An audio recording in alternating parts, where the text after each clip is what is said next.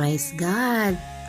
Puri na Panginoon at tayo po ay nasa ikaapat na wika na ng Panginoong Jesucristo at ito po yung pinakamatindi na sinabi ng Panginoon habang siya ay naghihirap dun sa krus ng Calvary para sa iyo at sa akin. Sabi po sa Mateo 27:45 to 46, sabi po diyan, Jesus said, my God, why have you forsaken me?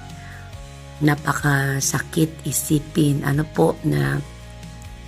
ang katulad ni Jesucristo na pumunta sa lupa at nagkatawan tao, inialay ang kanyang buhay, nagtiis, pinahirapan sa krus, pinako at doon sa mag-ikatlong oras na mag-aalas 3 ng hapon, nakaramdam po siya ng rejection ng mga tao. Yung rejection at yung rejection ng kanyang ama ay naramdaman niya bilang normal na tao.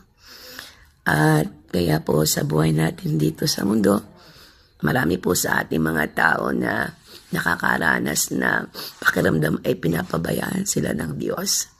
Pero sa buhay ni Jesus Christ, dahil siya naging tao, naramdaman po niya yon, lalo na nung umalis na ang banal na espiritu para masakatuparan yung plano ng Diyos sa kanya na kailangan niyang magdanas ng hirap para sa akin. Kaya po mga tao, ano po yung nararanasan natin sa panahon ito na rejection na katulad ng dinanas ng Panginoon Jesucristo, kasama po yun sa ating buhay mananampalataya. At kung nakakaramdam tayo na nininiglect tayo, para bang kapakiramdam mo'y kawawang-kawawa ka na may Diyos na nagmamahal sa iyo. Ang Diyos na ibinigay ang kanyang buhay para sa iyo at sa akin.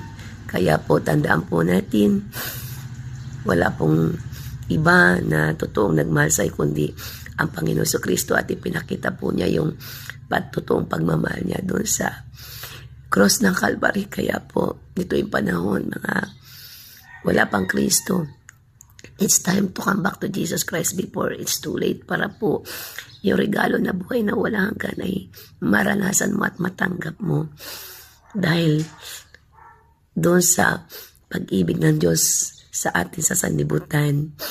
Kaya po nakayanan ng Panginoon si Kristo na siya po ay magtiis. Nakaramdam po siya ng rejection, pero ang kabaliktaran nun ay katagumpayan, dahil kung hindi po niya naranasan yung paghihirap, wala pong pagpapatawad ng kaligtasan sa atin. Kaya po, salamat po, Panginoon Jesucristo, sa ginawa mo sa cross para sa amin. Salamat po sa iyong pag-ibig. Ang pagpalain mo na po ang mga tao. At sa panahon na ito, maalaala po namin ang dakilang pag-ibig mo na ginawa mo sa sanlibutang ito.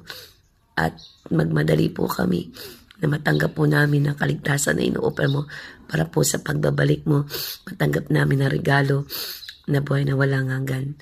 Salamat po, pagpalain po ang bawat isa. At ang panahon ito ay panahon ng kaligtasan. Kaya pa, manumbalik na po tayo habang may panahon pa. Pagpalain po ng Diyos ang bawat isa. Amen. Praise God.